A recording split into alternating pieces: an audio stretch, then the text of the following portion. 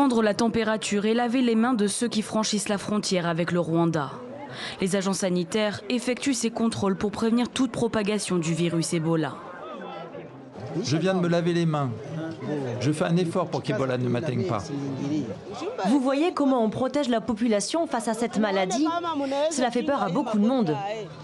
Et pour cause, depuis août dernier, environ 1600 personnes sont décédées du virus dans les zones reculées et conflictuelles du Nord Kivu. Mais après la mort du premier cas enregistré dans la métropole de Goma, l'Organisation mondiale de la santé a élevé l'épidémie au rang d'urgence sanitaire. C'est la 4e fois depuis 2009 que l'OMS active cette procédure d'urgence sanitaire internationale.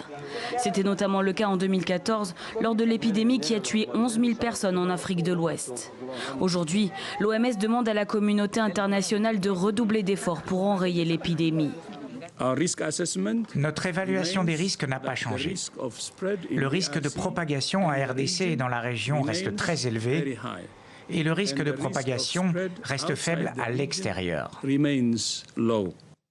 L'OMS ne recommande aucune restriction au voyage ou au commerce, car de telles mesures pourraient entraver la lutte plutôt que d'arrêter Ebola.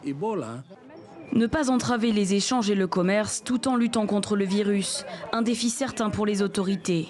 En juin, 2 cas avaient également été détectés en Ouganda, pays voisin de la RDC.